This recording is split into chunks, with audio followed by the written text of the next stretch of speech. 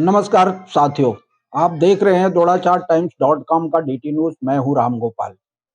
संधीश publication private limited की पुस्तकों के विमोचन का यह दूसरा भाग है, जिसमें कैटलॉग के हिंदी संपादक पंकज रामेंदु, ANI के एसोसिएट एडिटर शैलेश यादव तथा जनसत्ता की वरिष्ठ पत्रकार प्रतिभा शुक्ला ने पुस्तक पर अपने विचार व्यक्त किए हैं। आप लोग बहुत धन्यवाद।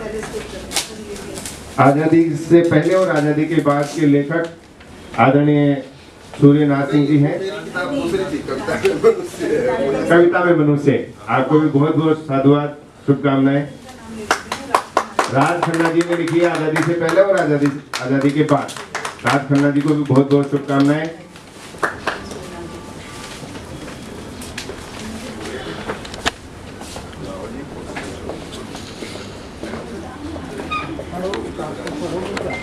सब एक बार प्लीज।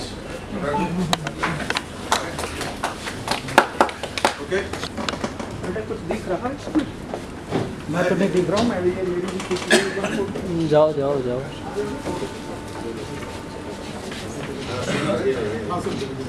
आप देखिए सभी को बगैर भूमिका गांधी जी की किताब की बात करते हैं, सपनों के आर पार। दरअसल जब भी हम फिल्मों की बात कर रहे होते हैं, फिल्मों की किताबों की या फिल्मों की चर्चा की बात कर रहे होते हैं, तो एक बात हमारे जहन में हमेशा आती है कि फिल्मों की चर्चा हर व्यक्ति बहुत सहजता के साथ कर लेता है, लेकिन गंभीर चर्चा जो है वो आज तक फिल्मों को लेकर अधूरी ही है। चाहे पत्रकारिता जगत में हो, चाहे फिल्मों के निर्माण के क्षेत्र में हो। पिछली बार जब हम लोग मिले थे तब एक सज्जन ने हमारे साथ में बड़ी अच्छी बात बोली थी कि 3 सेकंड का अटेंशन स्पेन टाइम हो गया है, तो आजकल जो है किताबों की गंभीरता जो है वो बंद होती जा रही है। किताबों को या फिल्मों के बारे में खासकर पत्रकारिता के कोई करता नहीं है। सबसे पहले वो 3 सेकंड की बात समझते हैं, उसके बाद आगे बात करने ज्यादा समय नहीं लूंगा, सीधे किताब की बात करूंगा। 3 सेकंड की बात क्यों की जाती है, अटेंशन स्पेन की बात 3 सेकंड की क्यों की जाती है? अगर हम सभी ने देखा होगा कि उदाहरण के तौर पर अगर हम समझें कि कभी कोई लोग होते हैं जो अंगारों पर चल रहे होते हैं, तो आपने देखा होगा चलते हमें हम उसको बड़ा अद्भुत और हैरानगी के साथ देखते हैं कि ऐसा क्यों होता है। दरअसल इसलिए होता है क्योंकि जब आप किसी भी जगह पर पैर रखते हैं तो आपके जो सेंसेस होते हैं उस तक इंफॉर्मेशन पहुंचने में 3 सेकंड लगते हैं। किसी भी इंफॉर्मेशन को पहुंचने में 3 सेकंड लगते हैं। हमारा जो ब्रेन होता है जितने भी सेंसेस हैं उनको अपने दिमाग तक पहुंचाने में 3 सेकंड लेता है। ये बात हमारे विजुअल मीडियम पर भी लागू होती है। तो 3 सेकंड जो होते हैं वो अगर आप किसी को रोक लेते हैं तो वो रजिस्टर्ड होती है दिमाग में, वो बात आपके दिमाग में रजिस्टर्ड होती है। इसलिए हमने 3 सेकंड की टेक्निकलिटी को रखा। अब ये बात मैं फिल्मों के से क्यों कर रहा हूं, इसलिए कर रहा हूं क्योंकि आम आदमी जो हम सब जो टेक्निकली फिल्मों के बारे में बिल्कुल भी नहीं जानते हैं, वो फिल्म को एक दर्शक के तौर पर देखते हैं, उसके अंदर एक फिल्मकार एडिटर छुपा होता है जिसके बारे में वो नहीं जानता। वो भगवान ने आपको बनाकर भेजा है वो एडिटर। यही वजह होती है कि जब 3 सेकंड से कम का कोई विजुअल आपके सामने आता है तो आपको मालूम नहीं कि क्या हुआ, लेकिन आप बोलेंगे कुछ गड़बड़ हुई यार। वो एडिटर अपनी समझदारी से उस चीज को हटा दे, लेकिन आपको वह समझ में आ जाएगी। वो बारीकी जो होती है वो लेखन में बहुत कम नजर आई, हमारी फिल्म पत्रकारिता के लेखन में बहुत कम नजर आई। अब हम किताब की बात करते हैं।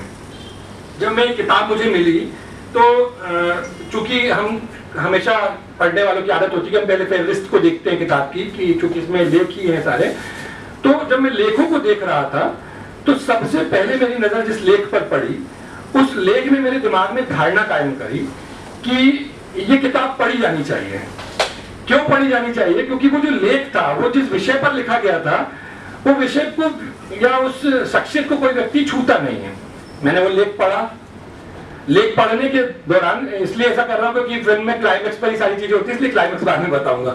तो वो जब लेख मैंने पढ़ा तो लेख पढ़ने के दौरान जिस शख्सियत की बात करी, वो शख्सियत अर्धसत्य में उसकी शुरुआत हुई। तमाम प्रकार की फिल्में आई। महारानी के कैरेक्टर को, सड़क फिल्म के महारानी के कैरेक्टर को बहुत सराहा गया और किन्नर का रूप उसके बाद तमन्ना फिल्म में परेश रावल ने भी किया। लेकिन जितना अच्छा महारानी के किरदार को सदाशिव अमरापुरकर ने निभाया उतना किसी ने नहीं निभाया। लेकिन फिर भी आप देखिएगा कि फिल्म इंडस्ट्री से लेकर फिल्म जगत पर लिखने वाले पत्रकारों के बीच में सदाशिव अमरापुरकर पर लिखने का साहस बहुत कम लोगों ने किया है, या किया भी है तो बहुत ही सतही तौर पर किया।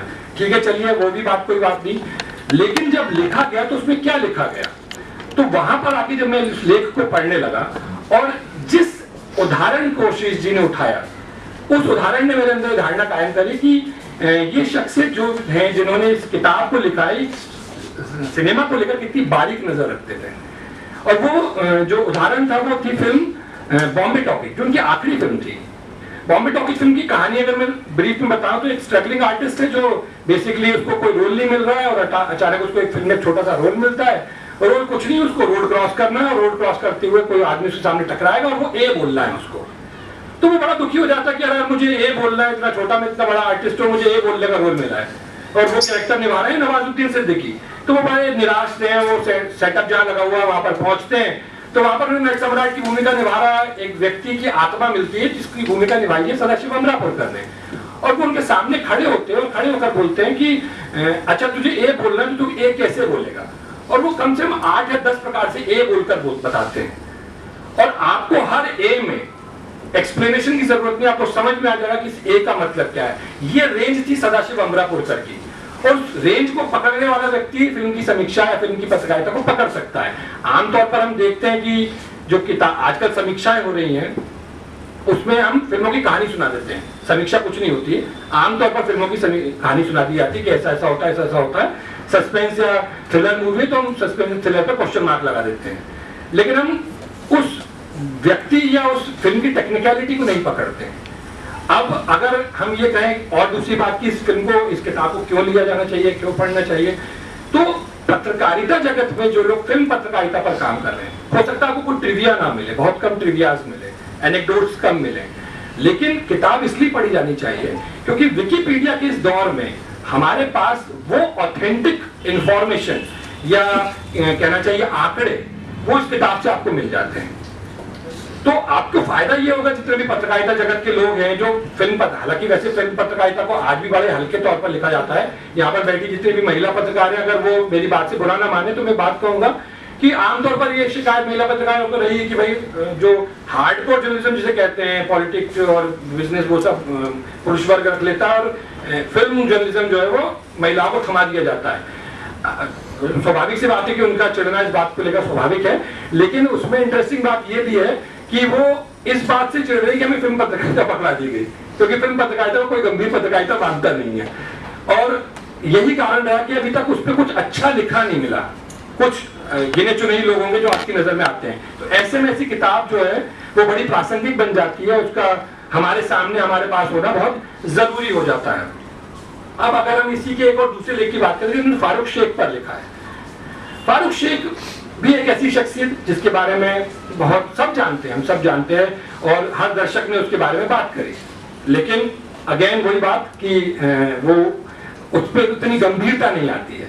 और शीर्ष जी ने जहां से वो लेख उठाया, उनका लेख उठाया, वो बड़ा ही इंटरेस्टिंग लेख है। जो उनकी अगर आप फेवरेट पढ़ते हैं तो आपको जो शुरुआत में उनकी हेडलाइन मिलती है लेख की, वो उसको एक प्रकार से सार्थक करती है कि 2008 में किस प्रकार से एक परिवार का जो ब्रेड वो था वो मर गया, तो उसके परिवार के दोनों बच्चों की जिम्मेदारी जब ताज होटल के लोग ले रहे थे, तो इन्होंने किसी उसमें पेपर में लेख पढ़ा फारूक शेख साहब ने, और उन्होंने बोला कि भाई इन दोनों बच्चों की पढ़ाई की जिम्मेदारी मैं उठाऊंगा, लेकिन इस शर्त पर कि कोई इनको बताएगा नहीं।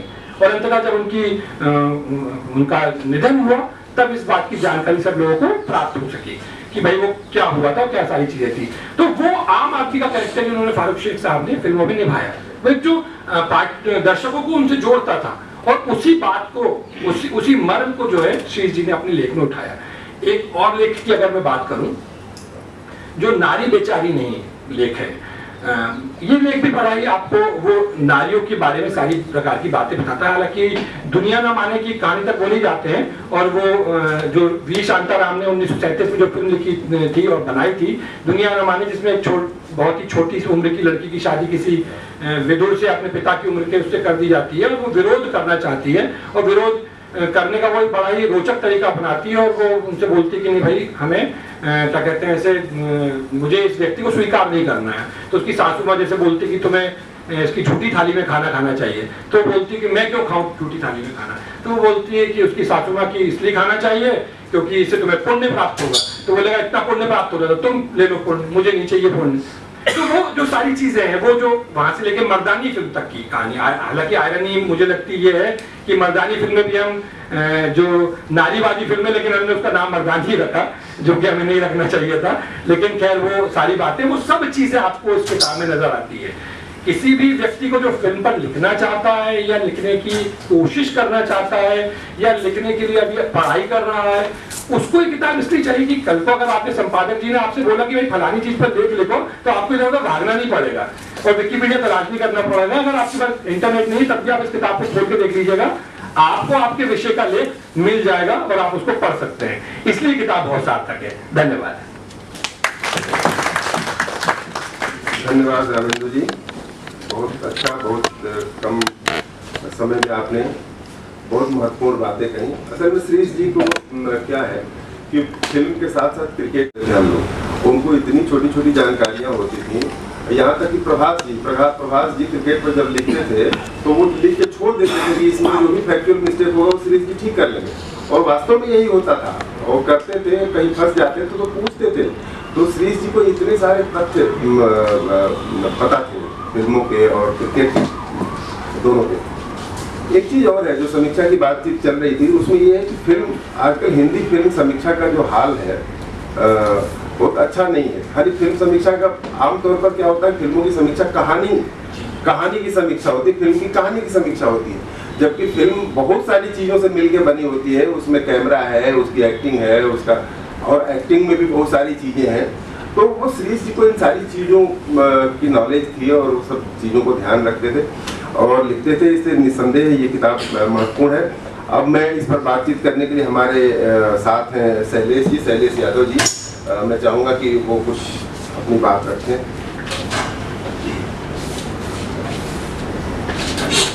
नमस्कार। ये बुक में पढ़ रहा था,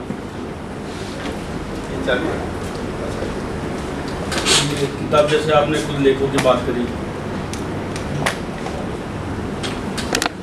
जैसे खुद लेखों की बात आपने करी, हमने भी इसमें से 5-7 लेख पढ़े हैं।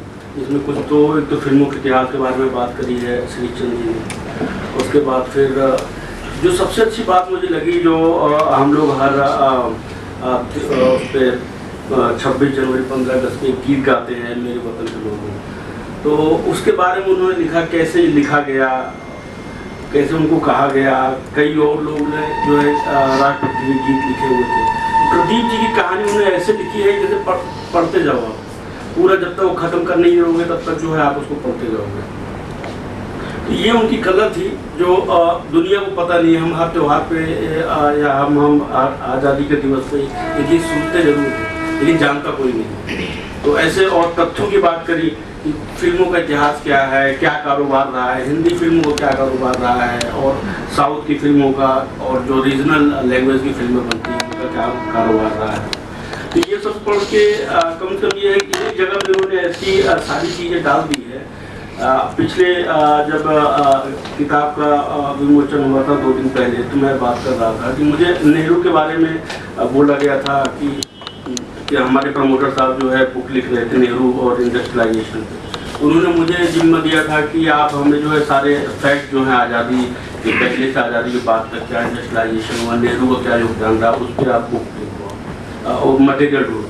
तो मैं कई लाइब्रेरीज में गया और ये जब मैं बुक पढ़ रहा था तो मुझे ध्यान आया कि अगर किसी को फिल्मों पे लिखना है तो कहीं और जाने की जरूरत नहीं, ये किताब पढ़ लेगा, उसको सारे फैक्ट मिल जाएंगे, सारे तथ्य मिल जाएंगे, और एक मतलब सिनेमा का 100 साल का इतिहास को कम से कम इस किताबों के माध्यम से जान लेगा।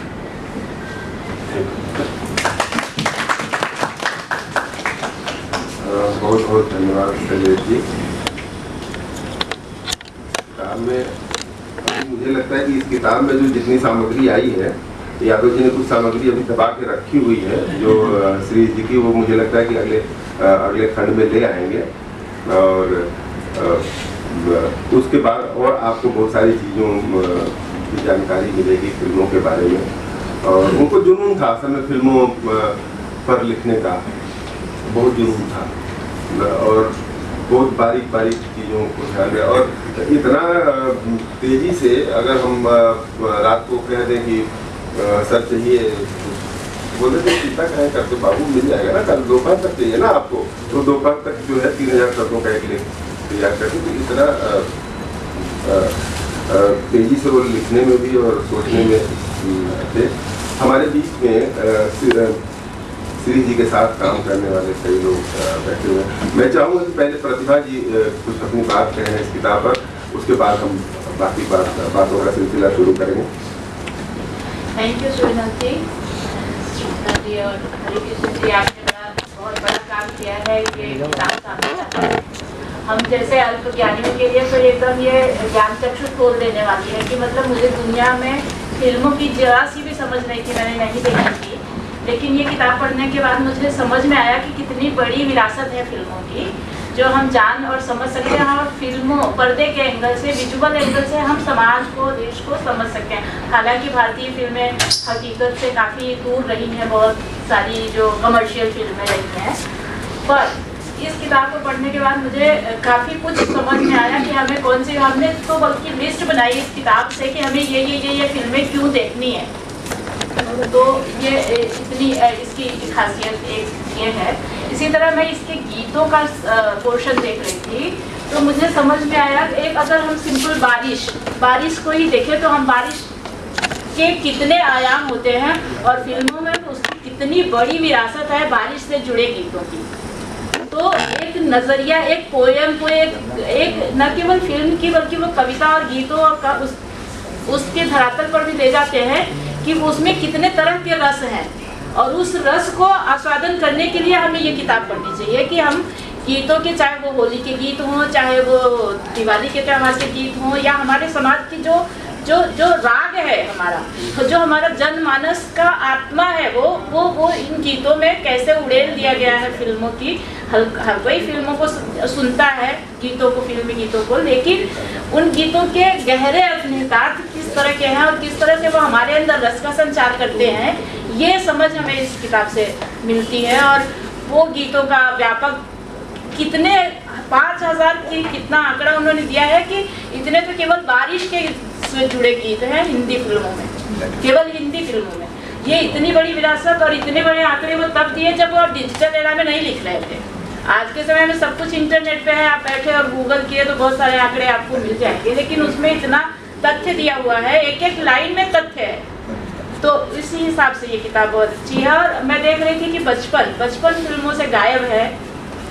ये किताब उस तरफ भी फोकस करती है, एक लेख उस पर भी है कि कैसे बचपन गायब है किताब फिल्मों में, कितना ज़रूरी है अच्छी बाल फिल्में बनना। जिस तरह से बाल साहित्य लिखा जाना ज़रूरी है, इसी तरह बाल फिल्मों का निर्माण होना कितना ज़रूरी है, ये भी इस किताब में है। हालांकि इसको पढ़ने के बाद मुझे कुछ फिल्में पता चली, जैसे मैं मेरी बेटी है छोटी, जिसको मैं चाहती हूँ कि कुछ फिल्में दिखाओ जिस विधा से हम छूते रहे, हम उसमें उसको ये जानकारी बढ़ा सके।